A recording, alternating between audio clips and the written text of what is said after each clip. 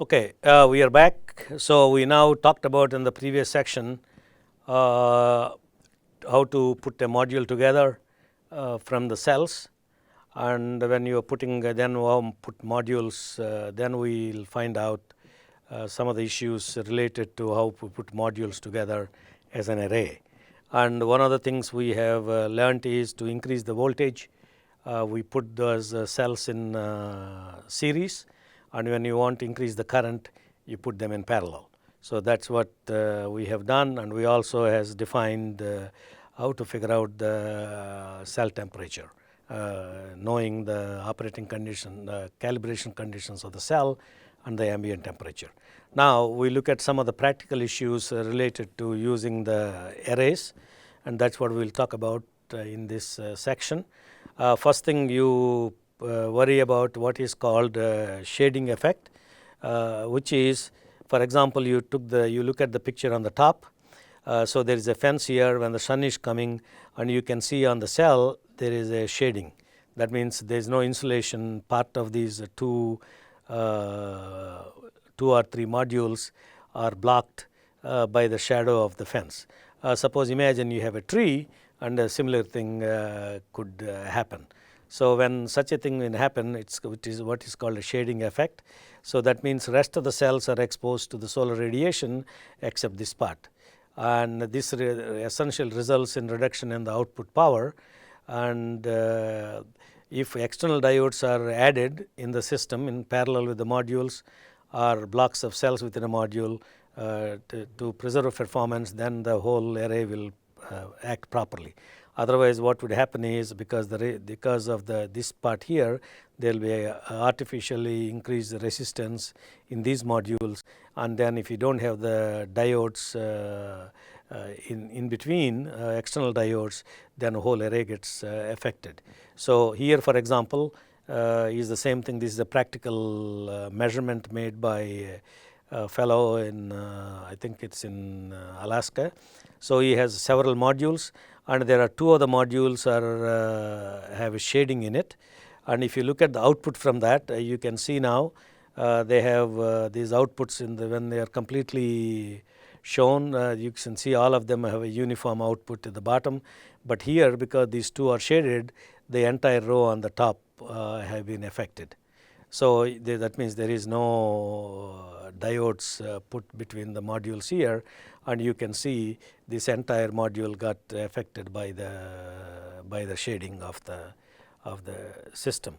So the way you look at it is simply you have a cell which is partially shaded. So this is the sun shining on this, and you can think of this is partially shaded cell, and then current the resistance is going to be increased in that.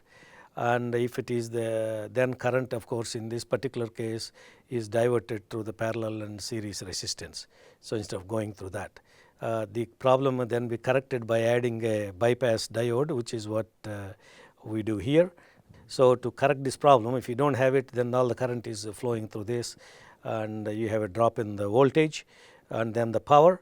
So what we do is instead of that, you add a bypass diode in the circuit. So if you have a bypass diode, something like that, and then the current flows through the bypass diode when it conducts and drops about 0.6 volts, preventing a larger drop without it being present. Because if you don't have the bypass diode, the current has to pass through this, and that will become a problem. So that is what these are called, the bypass diodes put in between the cells in a module. And if you look at the performance of that, which is shown in IV curve, these are the 5 modules in series delivering 65 volts to a battery bank, with one module having 2 shaded shells. So if you have no bypass diodes, and this is what the curve would be with the full sun. So this is the curve which we are talking about with the full sun for the entire 5 modules, and they are putting out about 100 volts or some, and the current is about 3.5 amps or so. So this is typically putting about 350 watts of power. Now, if you don't have the, for example, part of them are shaded, now you can see that the curve is going to behave something like this. And here we are trying to charge batteries at 65 volts. If you're trying to do that, if two of those modules are blocked, and you can see the current essentially drops quite a bit here. So you are operating at this point where the batteries are trying to charge, so which is not very good. So if you put a blocking diode, now you can see the curve is essentially a bypass diode. It's going to look something like this. Then of course with when the full sun is there, with the shading or without the shading, the battery is almost charging full 65 volts in here. So you can see this is the effect of the bypass diode, which is put in between the module, it's in the module between the cells. So you can see there is a drastic effect of these on the cells. So this is another way of explaining this bypass diode impact. So here what we are showing is that this is what is happening when all the modules are operating with the full sun. So you can see that the current is about 3.3 amps, and the voltage each one is putting out is about 65, 52, and so on and so forth. Now partial shading with no bypass diodes. So suppose part of the cell on the top is being shaded. Now then you can see the current drops quite a bit, and then the voltage is also going to be increasing in all this, because to compensate for the drop in the current. So then if you do the bypass diode, so if you put the bypass diode in between each of these panels, then you can see current remains almost the same. Of course, there is a little bit of loss because of this connections resistance created by the diode connections here. And you can see now the batteries are, all of them are producing about 65 volts, and then these are, as expected, produces 32 and so and 64, 16.4. So you can see that in spite of the partial shading, these diodes will help to restore the performance of the array as it is designed to be. So when you are charging, you essentially want to get the 65 volts out of the system. Now there is, when you put these things together in a system, so they got multiple arrays. You have 3 modules in series here, and 3 of them in parallel. So each one has a current of I1, I2 and I3. So the total system current is this one here, and the voltage is of course across the entire thing. So without the blocking diodes, and this is what would happen. So the entire current will be of these sum of these 3 things minus whatever, because the current is in this particular case, because there is a blockage here, the current is flowing in the opposite direction. So then you have this one, which otherwise, if there is no shading, this should be I1 plus I2 plus I3. Instead what you have here is because of blockage, this one has to be subtracted. So the current what you are going to get is I2 plus I3. So the entire the array here gets ineffective. So instead what we do, we put what is called the blocking diodes as opposed to bypass diodes. Blocking diodes meaning when you put a diode here, current can only flow in one direction. Only it can flow in this direction, it cannot go this way. So essentially, although this is dead, so this one becomes 0 because we blocked it completely. So the current is going to be whatever is these two are going to produce. So you can see that by putting the diode, although it is shaded, then it's not going to affecting the rest of the system.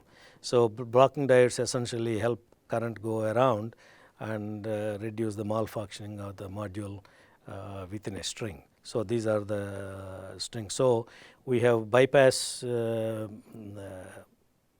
diodes which are put in here, and then we have the between each of this is within a array, and when you have multiple arrays putting in a system, then you have to put blocking diodes. So when you are building a power plant, you have to make sure that you put bypass diodes and blocking diodes. Now when you are trying to buy the modules, it's important to note whether they have the blocking diodes, because some of the cheaper manufacturers trying to cut the cost down, they don't put enough bypass diodes in the module. So you have to be careful when you are buying a system whether these things are there or not. In practice, bypass diodes are not used for each cell. Instead, they are used around the module.